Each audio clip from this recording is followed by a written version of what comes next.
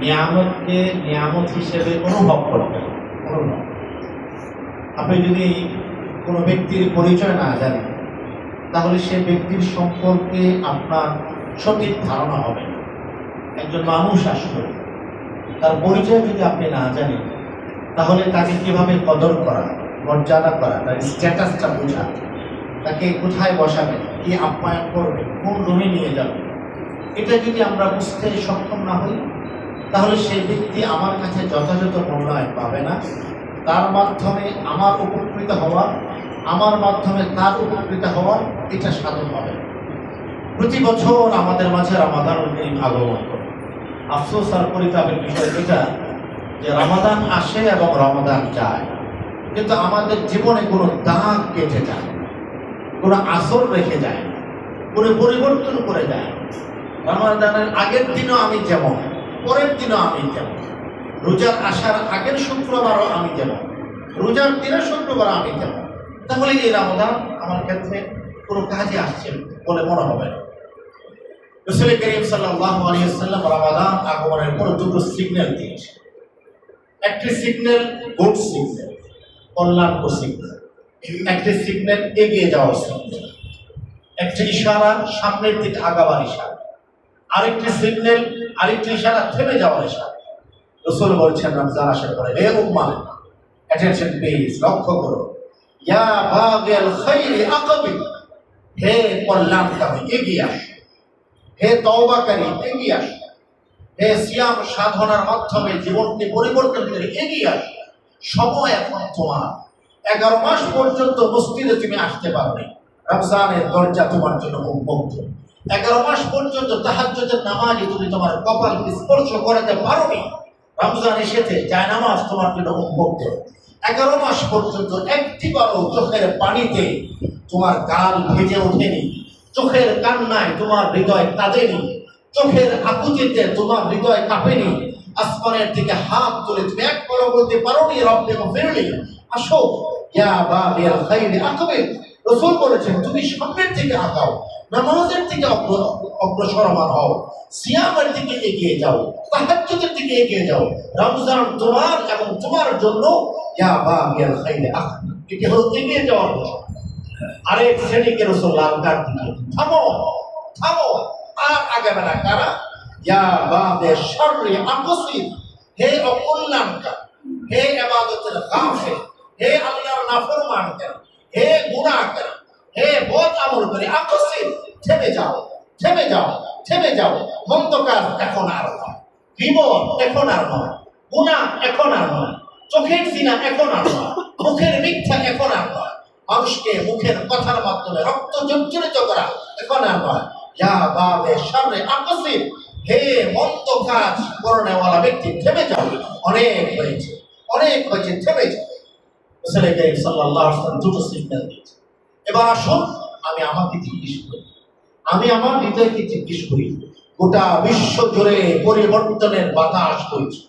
প্রত্যেকটা অফিসে যাবেন নোটিশ বোর্ডে, গত দুদিন আগে নতুন করে নোটিশ লেগেছে। এই নোটিশ, অফিসের সময়সূচি পরিবর্তন হয়েছে।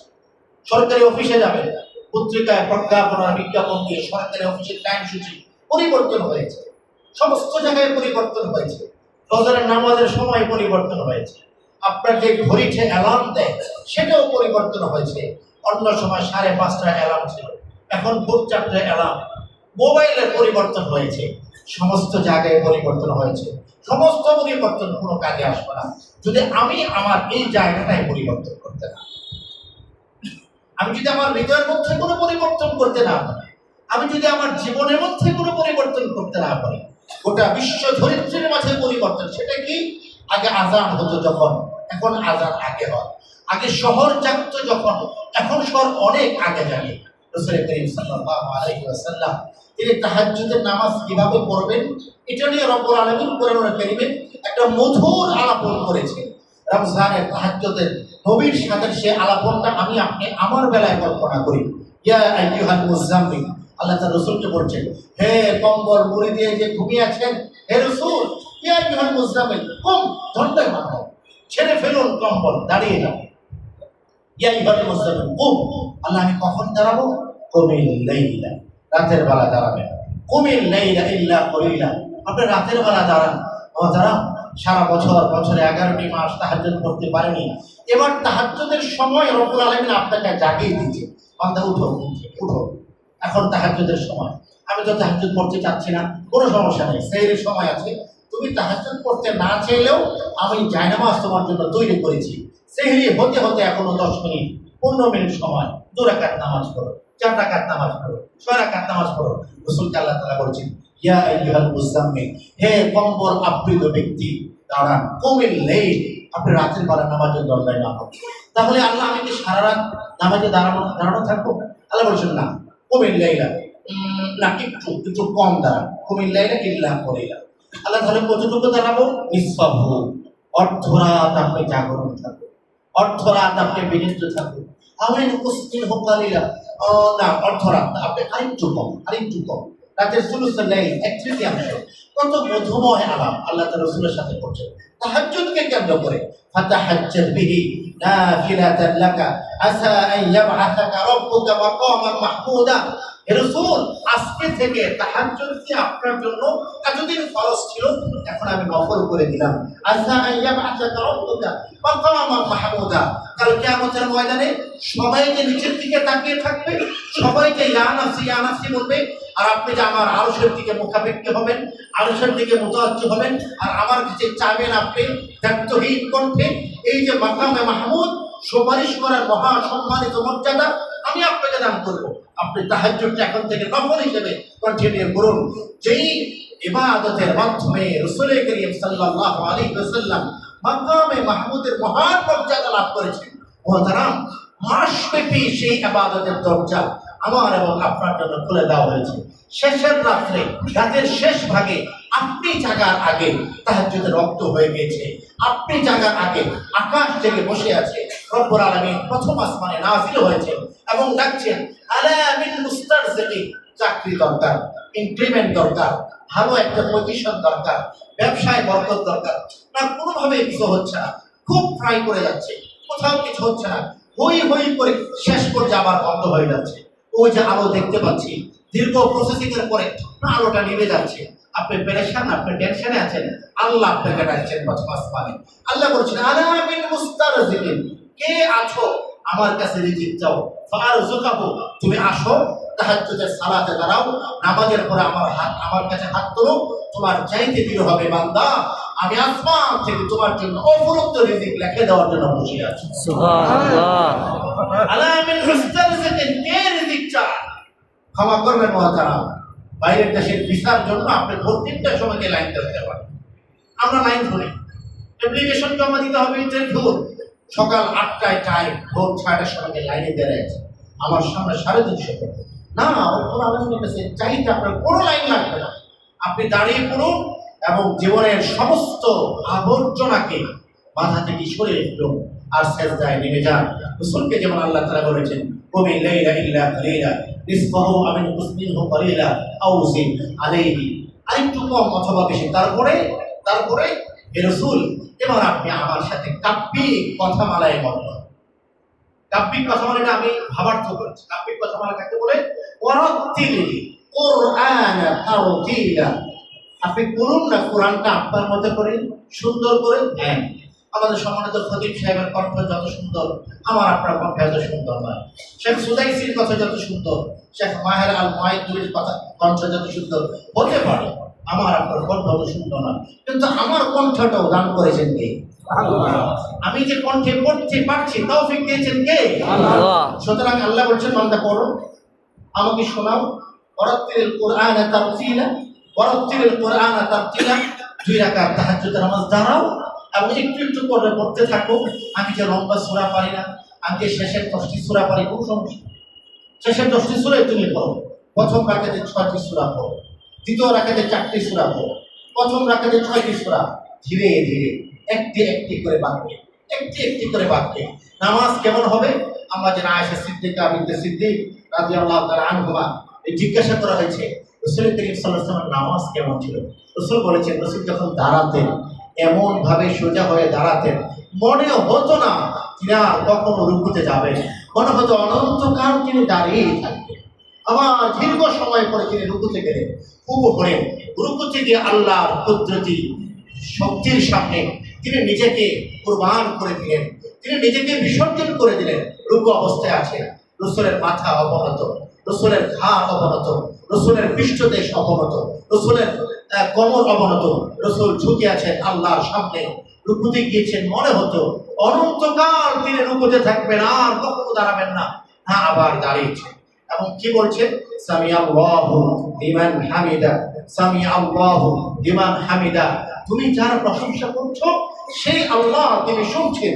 তুমি যার প্রশংসা করছো, সামিয়া আল্লাহু লিমান হামিদা, যেই আল্লাহ তুমি প্রশংসা করছো তিনি শুনছেন। তাই তিনি শুনছেন, হ্যাঁ তিনি শুনছেন। রব্বানা ওয়া লাকাল হামদ। আল্লাহ আপনি যদি শুনেন, আপনি সাক্ষ্য থাকেন, আমি প্রশংসা করছি। রব্বানা ওয়া লাকাল হামদ, গোটা পৃথিবীর সমস্ত হামদ আল্লাহ আমি আপনার জন্য অর্পণ করছি। সুবহানাল্লাহ। রাসূল যখন রুকু থেকে দাঁড়ালেন তো হাত ছড়িয়ে দিলেন। তিনি দাঁড়িয়ে আছেন, মনে হতো না তিনি সিজদায় যাবেন। তিনি দাঁড়িয়ে আছেন নিচের দিকে তাকিয়ে, সিজদার দিকে তাকিয়ে তিনি দাঁড়িয়ে আছেন। একটু কল্পনা করি যে রাসূল দাঁড়িয়ে আছেন, চারিদিকে ঢোকে না বাতাসের নীরবতা, নির্জন মধ্যরাতের বাতাসে মসজিদে নববী আর রিয়াজুল জান্নার ছাদের খেজুর পাতাগুলি দুলছে, রাসূল দাঁড়িয়ে আছেন। এবার আমি আমার বাসার বারান্দায় দাঁড়াই, মধ্যরাতে যখন 4টা বাজে, আমিও বারান্দায় দাঁড়িয়ে আছি। চারদিকে সুনসান নীরবতা, গোটা জগৎ জুড়ে নির্জনতা, এর মাঝে আমি একমাত্র দাঁড়িয়েছি। কোনো কোনো বাসার লাইটগুলো জ্বলে উঠছে, কোথাও কোথাও কোরআন তেলাওয়াতের ক্ষীণ আওয়াজ ভেসে আসছে। আমি জায়নামাজ খুলে আমার রবের সামনে দাঁড়িয়ে আছি। রুকু থেকে আমি সিজদায় দাঁড়ালাম আর বলছি সামি আল্লাহু লিমান হামিদা। আল্লাহ আপনি যদি আমাকে শুনে থাকেন, আল্লাহ আপনি যদি শুনে থাকেন, রব্বানা ওয়া লাকাল হামদ, আল্লাহ আমি আপনার প্রশংসা করছি। হামদান কাসীরান তাইয়িবান মুবারাকান ফি। আল্লাহ আপনি তো শুনছেন, আমার হামদটা আপনি শুনেন, আমার কান্নাটা আপনি শুনেন, আমার আকুতিটা আপনি শুনেন। আল্লাহ রাসূল বলেছেন আপনি প্রথম আসমান আগমন করেছেন।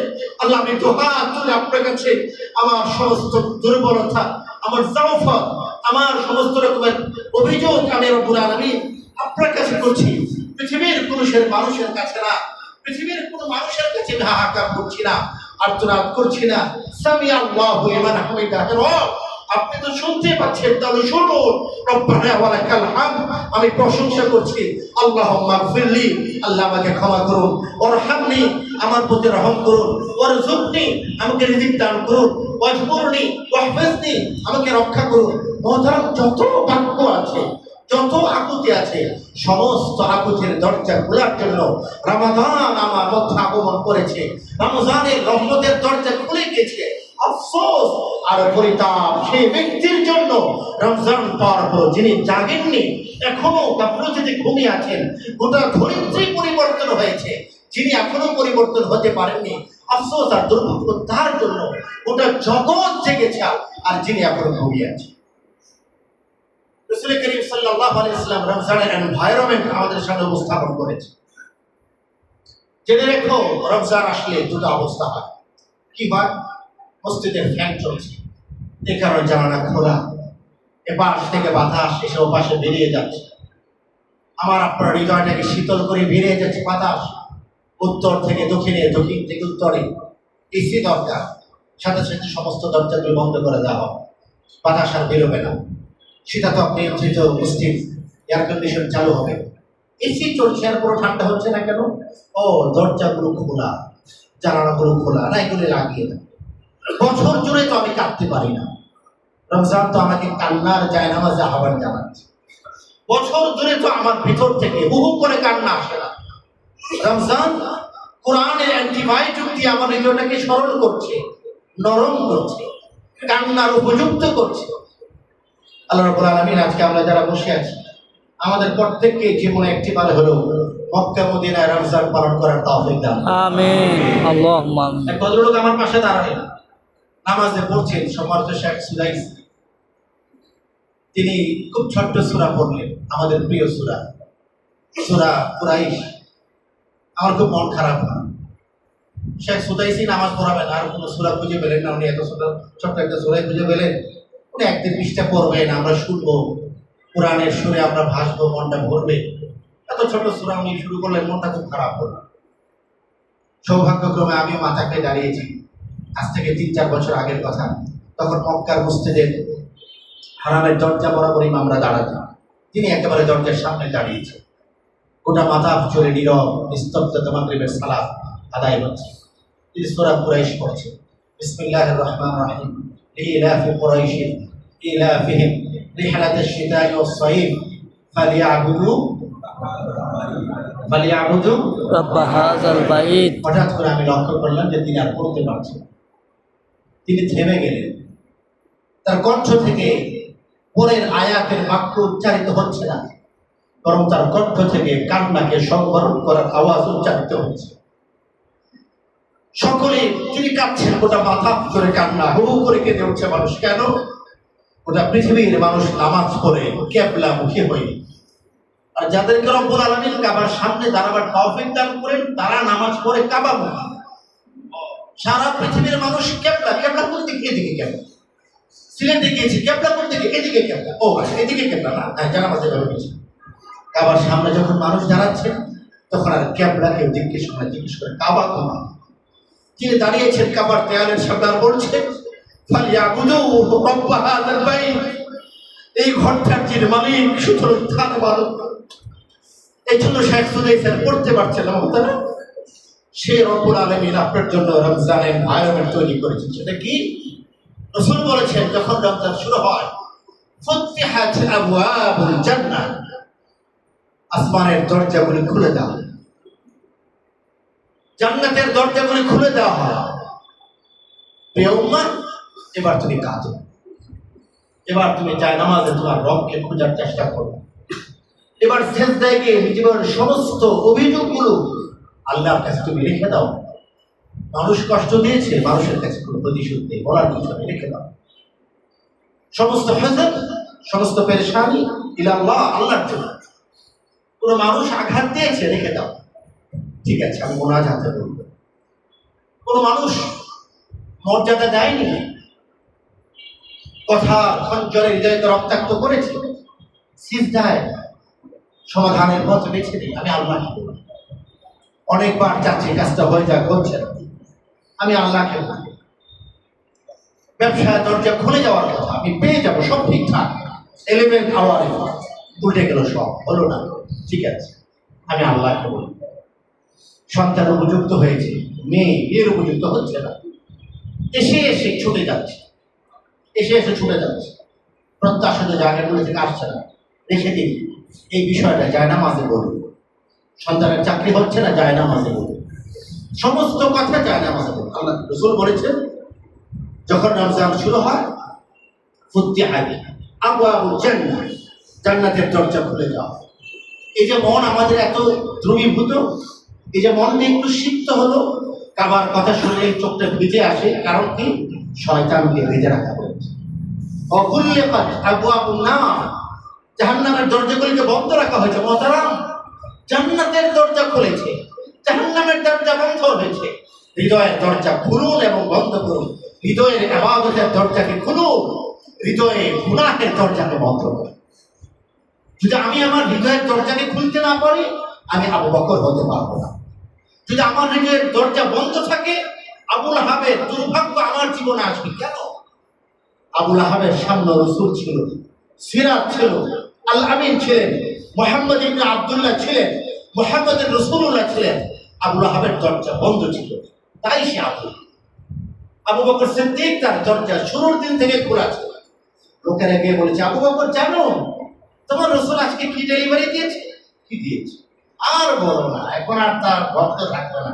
উনি বলেছেন, উনি নাকি এক রাতের মধ্যে এখান থেকে বাইতুল মুকাদ্দাসে গিয়েছেন, প্রথম আসমান গিয়েছেন, 7 আসমান গিয়েছেন, আরশে মুআল্লায় গিয়েছেন, সিদরাতুল মুনতাহা।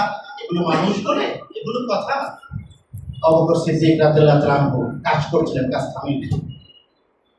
আচ্ছা, রাসূল কি এভাবে বলেছেন? একথা রাসূল বলেছেন? হ্যাঁ, তাই তো বললো, শুনে এলাম। এটা বলেছেন? হ্যাঁ বলেছেন। তুমি সাক্ষী থাকো, আমি সাক্ষ্য দিচ্ছি, আমার রাসূলুল্লাহ হাক্কুন, নবিয়ুনা হাক্কুন, কালামুহু হাক্কুন। আমার রাসূল যদি বলে থাকেন, আমার রসুল সত্য বলেছেন, আমার রসুলের প্রতিটা কথা সত্য, প্রতিটা বাক্য সত্য। আমি সাক্ষ্য দিলাম আমার রসুলের কথা মিথ্যা হতে পারে। এই জন্য আল ফারুক আছেন, এই জন্য আল গানি আছেন, এই জন্য আসাদুল্লাহ আল গালিব আছেন। তারা একজন, অন্যজন সিদ্দিক একজন, তিনি আবু বকর সিদ্দিক। কেন? তিনি বলেছেন, রসুল যেহেতু বলেছেন তাহলে সত্য। মোহতারাম, হৃদয়ের দরজা যদি খোলেন, আবু বকরের সৌভাগ্য আপনার জন্য। হৃদয়ের দরজা বন্ধ না, আবু লাহাবের দুর্ভাগ্য সমাজের জন্য। জান্নাতের দরজা খোলার পরেও মসজিদ যাদেরকে ডাকে না, মসজিদ যাদেরকে টানে না, জায়নামাজ যাদেরকে টানে না, তওবা যাদেরকে টানে, এই জন্য আকাশের দরজা খুলে গিয়েছে মহতারাম, জান্নাতের দরজা খুলে গিয়েছে। এবার দরজাটা জানালা বন্ধ করুন, যে জানালায় গুনাহ আসে। মিথ্যার জানালা বন্ধ করুন, গীবতের জানালা বন্ধ করুন। তিনজন একত্রিত হলেই আলোচনা হয়। আর জানেন ও কি বলছে, ভাই প্লিজ, ভাই প্লিজ, রোজার দিন চলছে না, এটা তো নৈতিক আলোচনা। ভাই নৈতিক আলোচনা রোজার পরে রাখেন। আপনি নিজে গীবত করতেছেন, আমাকে পাপী বানাচ্ছেন রোজার পরে। এটা তো একটা গুরুত্বপূর্ণ অপিনিয়ন, ভাই অপিনিয়ন পরে। রাসূল করিম সাল্লাল্লাহু আলাইহি ওয়াসাল্লাম তার গোটা 23 বছর জীবনে উম্মতকে সবচেয়ে কঠোরতম যদি কোনো বাক্য বলে থাকে, রমজানকে নিয়ে একটি কঠোরতম বাক্য বলেছে। রাসূলের মিম্বারের ধাপ ছিল 3টা। প্রথম সাহাবী হযরত তামিম দারি রাদিয়াল্লাহু তাআলা রাসূলকে 3 ধাপের মিম্বর বানিয়ে দিয়েছে। রাসূল করিম সাল্লাল্লাহু আলাইহি ওয়াসাল্লাম সেই মিম্বরের প্রথম ধাপে আরোহণ করলেন, বললেন আমিন। সাহাবায়ে বলেন, ইয়া রাসূলুল্লাহ, এমন তো কখনো হয় না। আপনি আমিন বলেন, এমন তো হয় না। আপনি দোয়া করেন, আমরা আমিন বলি। আজকে যে ঘটনা উল্টোটা হলো, নতুন চিত্র, নতুন দৃশ্য। রাসূল করিম সাল্লাল্লাহু আলাইহি ওয়াসাল্লাম বলছেন, শাকাই আবদুন আদরাকা রমাদান, দুর্ভোগ ওই মানুষের জন্য, কার জন্য? মান আদরাকা রমাদান, যে রমজান পেল। লক্ষ্য করুন মহতারাম, এই বাক্য আমার জন্য এবং আপনার জন্য। মান আদরাকা রমাদান, যারা রমজান পেল, আমরা রমজান পেয়েছি। নাহনু ফি শাহরি রমাদান, আমরা এখন রমজানের মধ্যে। ফানসালাখা মিনহু ওয়া লাম ইউগফার লাহু, ফানসালাখা মিনহু ওয়া লাম ইউগফার লাহু, সে রমজান পেল, ওয়া লাম ইউগফার লাহু, আর ক্ষমা পেল না। রমজান পেল, ক্ষমা পেল না। মান আদরাকা রমাদান, রমজান পেল, ওয়া লাম ইউগফার লাহু, আর সে ক্ষমা পেল না, তাকে ক্ষমা করা হলো না, সে ধ্বংস হলো। জিবরাইল আমিন, তিনি সাইয়্যিদুল মালায়েকা, তিনি বলেছেন এই দোয়া। রাসূল, তিনি সাইয়্যিদুল মুরসালিন, তিনি বলেছেন আমিন। এই দোয়ার প্রত্যেকটা বর্ণ, হরফ সবগুলি কবুল, কোনো সন্দেহ নেই। কার ব্যাপারে? মান আদরাকা রমাদান, যারা রমজান পেল। আমরা তো রমজান পেয়েছি। তাহলে এই কঠিন কথা থেকে বাঁচার সুরত কি, তরিকা কি? রাসূল বলেছেন ওয়া লাম ইউগফার লাহু, আর তাকে ক্ষমা করা হলো না। আল্লাহ, আমরা তো ক্ষমা করার মালিক নই, ক্ষমা করার মালিক তো আপনি। ক্ষমা করার মালিক তো আপনি, আমরা কি করে ক্ষমা কনফার্ম করতে পারি? এবার রমাদান সম্পর্কে 3টে হাদিস আপনি দেখুন। 3টে হাদিসের মধ্যে রাসূল করিম সাল্লাল্লাহু আলাইহি ওয়াসাল্লাম শুধু ক্ষমার ঘোষণা দিচ্ছেন। বিখ্যাত 3টে হাদিস। 1 নাম্বার, মান সামা রমাদানা, যে ব্যক্তি রমজানের রোজা রাখে। 2 নাম্বার, মান কামা রমাদানা, যে ব্যক্তি রমাদানে নামাজে দণ্ডায়মান হলো। 3 নাম্বার, মান কামা লাইলাতুল কদরি, যে লাইলাতুল কদরে নামাজে দণ্ডায়মান হলো। 3টাই হলো করণীয়। যে রোজা রাখলো, যে নামাজে আসলো, যে লাইলাতুল কদর পেল, পুরস্কার কি? রাসূল বলেছেন গফিরা লাহু মা তাকাদ্দামা মিন যামবি, আল্লাহ পাক তার জীবনের সমস্ত গুনাহগুলি ক্ষমা করে দেবে। সুবহানাল্লাহ। তাহলে রোজা রাখলেও ক্ষমা, নামাজে আসলেও ক্ষমা, লাইলাতুল কদরে আসলেও ক্ষমা, সকালেও ক্ষমা, বিকেলেও ক্ষমা। রাত ভর বান্দা পাপ করে, অন্যায় করে। ইন্নাল্লাহা ইয়াবসুতু ইয়াদাহু বিল-লাইল, আল্লাহ তাআলা রাতের বেলা তার দুহাতকে প্রশস্ত করে দেন। আল্লাহর হাত কেমন? আল্লাহ ভালো জানেন। আল্লাহর হাতের ব্যক্তিগতটুকু, আল্লাহ যত বড় তার হাত তত বড়। এটা প্রতীকী কথা, ব্যাখ্যা আল্লাহ তাআলা ভালো জানেন। তিনি তার রহমতকে প্রশস্ত করেন তাদের জন্য যারা দিনব্যাপী গুনাহ করেছে। বান্দা, দিনে গুনাহ করে করে ক্লান্ত হয়ে পড়েছো, ইফতারের সময় সামনে, আমার কাছে তুমি হাত তোলো, দোয়া করো, ইস্তেগফার করো, ক্ষমা চাও, আমি তোমার সারা দিনের সমস্ত গুনাহগুলো ক্ষমা করে দেব। সুবহানাল্লাহ। রাতে বান্দা গুনাহ করেছে, এবার তাহাজ্জুদের সময় রব্বুল আলামিন তার রহমতের দরজাকে উন্মুক্ত করে রাখে, কুদরতের হাতকে প্রশস্ত করে রাখেন। বান্দা, এবার তুমি হাত তুলে আমার কাছে যাও, সারা রাত পর্যন্ত গুনাহ হয়েছে, আমি রব্বুল আলামিন তোমার সমস্ত গুনাহগুলোকে এক মুহূর্তের মধ্যে আমি ক্ষমা করে দেব। সুতরাং বোঝা গেল, রোজা রাখলে ক্ষমা, নামাজ পড়লে ক্ষমা, লাইলাতুল কদর করে ক্ষমা, ইস্তিগফার করলে ক্ষমা। ইফতারির সময় রাসূল বলেছেন, জেনে রেখো সারাদিন শেষে ইফতারে যখন আসবে, ইফতারের পুরস্কারটা গ্রহণ করে যাও। ইফতারের গিফট বক্সটা গ্রহণ করে, সেটা কি? রাসূল বলেছেন, লিস-সাইমি ফারহাতান, রোজাদারের জন্য দুটো পুরস্কার। ফারহাতুন ইনদা ফিতরিহি, একটা হলো ইফতারের সময় 6 বছরের বাচ্চা রোজা রেখেছে, দুপুরের পর থেকে মা বলতে থেকে, বাবা এবার রোজা ভেঙে ফেলো, তোমাদের জন্য একদিনে দুটো রোজা, একটি দুপুর পর্যন্ত, একটা দিকে পর্যন্ত। না, আমি রোজা ভাঙবো না। ওই ভাইয়া তো ভাঙছে না, তুমি তো ভাঙছো না। বিকালবেলা যখন আসে, আসরের সময় হয়ে গেছে, মা আর কতক্ষণ বাকি? এই তো আর 1 ঘন্টা, 1 ঘন্টা বাকি। বান্দা আনন্দে ছলছল হতে থাকে। রাসূল বলেছেন, লিস-সাইমি ফারহাতান, রোজাদারের জন্য দুটো আনন্দ। ইনদা ফিতরিহি, ইফতারের সময় যত ধনী আসবে, বান্দা আনন্দের সুসংবাদ গ্রহণ করো। ইফতারের সময় প্রত্যেক দিন রব্বুল আলামিন রোজাদারের একটা দোয়াকে কবুল করেন। দোয়া করতে দেরি হবে, আল্লাহ তাআলা তাকে ক্ষমা করতে দেরি করবেন। আরেকটা পুরস্কার কখন? সারাদিন রোজা রেখেছি কেন? আল্লাহ তাআলা হাদিসে কুদসিতে বলেছেন, লিআজলি, সে খায়নি কেন? লিআজলি, লিআজলি মানে আমার কারণে। রাসূল হাদিসে কুদসি আপনি সুসংবাদ প্রদান করুন, আস-সাওমু লি, রোজা আমার জন্য। সে খায়নি লিআজলি, আমার জন্য। পান করেনি লিআজলি, আমার জন্য। রাসূল আপনি সাক্ষ্য দেখুন, বান্দা আমার জন্য রোজা রেখেছে, আমি আল্লাহ নিজ হাতে বান্দাকে পুরস্কার প্রদান করব। সুবহানাল্লাহ। রোজা যে রেখে চলছে 30 বছর ধরে, পুরস্কার কোথায়? 40 বছর ধরে পুরস্কার কোথায়? হাদিসে কুদসিতে আল্লাহ রাসূল আমাদেরকে জানিয়েছেন, আল্লাহ বলেছেন আমাদের পুরস্কার হলো ওয়া ইনদা লিকাই রাব্বিহি, রব্বুল আলামিন কাল কিয়ামতের ময়দানে প্রত্যেক রোজাদারকে বলবেন, হে রোজাদার, লিআজলি, আমার জন্য তুমি রোজা রেখেছিলে, আমার জন্য দীর্ঘ সময় পানীয় থেকে, খাদ্য থেকে, পানাহার থেকে, স্ত্রী ঘনিষ্ঠতা থেকে দূরে ছিলে, জেনে রাখো আমি আল্লাহ তাআলা তোমাকে সবচেয়ে বড় পুরস্কার দেব। আল্লাহ সেটা কি? আল্লাহ বলেন, যে আল্লাহকে গায়েব দেখে, না দেখে বিশ্বাস করেছো, আমি আল্লাহ তাআলা তোমাদের সাক্ষাৎ দিয়ে তোমার সেই পুরস্কার প্রদান করব। সুবহানাল্লাহ। ওয়া ইনদা লিকাই রাব্বিহি, বান্দা যখন আমার সাক্ষাতে আসবে, সেটা হবে বান্দার জন্য সবচেয়ে বড় পুরস্কার। সুতরাং মুহতারাম, সেই পুরস্কারের আশাটা থাকতে হবে, সেই পুরস্কারের বিশ্বাস থাকতে হবে, সেই পুরস্কারের তামান্না থাকতে হবে। এই জন্য রাসূল তার হাদিসের মধ্যে এই দুটো শব্দ যুক্ত করেছেন, মান সামা রামাদানা ঈমানান ওয়া ইহতিসাবান, মান কামা রামাদানা ঈমানান ওয়া ইহতিসাবান, মান কামা ফি লাইলাতুল কদরি ঈমানান ওয়া ইহতিসাবান। বিশ্বাস থাকতে হবে, আল্লাহর কাছ থেকে পুরস্কারের আশা থাকতে হবে।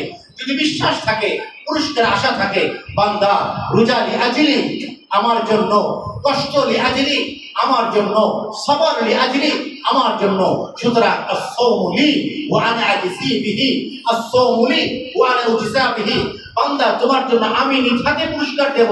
আরেকটা একটা হলো, বান্দা রোজা যেহেতু আমার জন্য, আমি আল্লাহ তোমার রোজার পুরস্কার হয়ে যাব। এই জন্য মহতারাম, রমজান এসে আমাদেরকে সতর্ক করেছে। আমি শেষ করছি আজকের আলোচনার সামাই।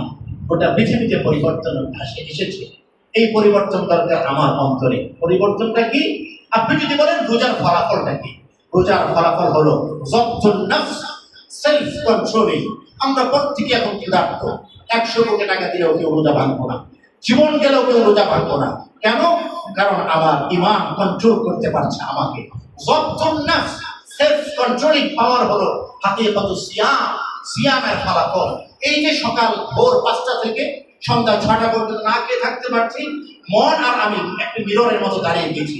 মন বলছে, আরে খাও না, কত লোক কিন্তু রোজা রাখে না। আমি বলছি না, রোজা ছাড়া যাবে না। মন বলছে তাকাও না ওইদিকে, না ওইদিকে তাকানো যাবে না। মন বলছে একটু গান শোনো, না গান শুনবো না। মন বলছে একটু ঘুমাও, বলছে না ঘুমানো যাবে না, কোরআন পড়তে হবে, রমজানের দিন কোরআন পড়তে হবে। এই পাওয়ারটার নাম হলো যবতুন নফস, সেলফ কন্ট্রোলিং। এটাই হলো হাকিকাতুস সিয়াম, হাকিকাত রমাদান। রমাদানের মাধ্যমে আমার অন্তরের মধ্যে একটি ঈমানের প্রহরী জাগ্রত হয়েছে, যে প্রহরী আমাকে 16 ঘন্টা 17 ঘন্টা পর্যন্ত খাদ্য এবং পানীয় থেকে বিরত রাখে, সেই প্রহরীটাকে আপনি বাড়তে দিন, শক্তিশালী হতে দিন। এই প্রহরীর নাম তাকওয়ার প্রহরী। রাসূল বলেছেন, আল্লাহ রাসূল ইশুরিলা সাদরি, তার বুকের দিকে ইশারা করেছেন, ওয়া ইয়াকুল আত-তাকওয়া হাহুনা, আত-তাকওয়া হাহুনা, আত-তাকওয়া হাহুনা। বাইতুল মুকাররমে জায়নামাজ পাবেন, চকবাজারে টুপি পাবেন, তাকওয়া পাবেন না। তাকওয়া কোথায়? আত-তাকওয়া হাহুনা। রাসূল বলেছেন, দেখো এইখানটায় তাকওয়া। এইখানে সেই প্রহরীকে আপনি শক্তিশালী হতে দিন, যে প্রহরী আমাদেরকে খাদ্য থেকে দূরে রেখেছে, আমাদেরকে পানীয় থেকে দূরে রেখেছে। সেই প্রহরী যদি শক্তিশালী হয়, রমজানের মতো করে বাকি 11 মাস পর্যন্ত আমাদেরকে আল্লাহর সমস্ত নাফরমানি থেকে বিরত রাখবে। সবাই বলি ইনশাআল্লাহ। আল্লাহ পাক রমজানের রহমত আমাদেরকে নসিব করেন, আমিন। রমজানের আল্লাহুম্মা বরকত আমাদেরকে নসিব করেন, রমজানের মাগফিরাত আমাদেরকে নসিব করেন, রমজানে তাকওয়ার শিক্ষা গ্রহণ করার তৌফিক দান করেন, জান্নাতের দরজাগুলো আমাদের জন্য উন্মুক্ত করে দেন, জাহান্নামের দরজা চিরদিনের জন্য আমাদের জন্য বন্ধ করে দেন। কুরআনময় রমজান আমাদের নসিব করেন, তওবাময় রমজান আমাদের নসিব করেন, তাহাজ্জুদময় রমজান আমাদের নসিব করেন, কান্নাময় রমজান আমাদের নসিব করেন, দীর্ঘ সিজদাময় রমজান আমাদের নসিব করেন, জীবন পরিবর্তনশীল রমজান আমাদের নসিব করেন। আমিন ওয়া আখিরু দাওয়ানা আলহামদুলিল্লাহি রাব্বিল আলামিন। আসসালামু আলাইকুম ওয়া রাহমাতুল্লাহি ওয়া বারাকাতুহু।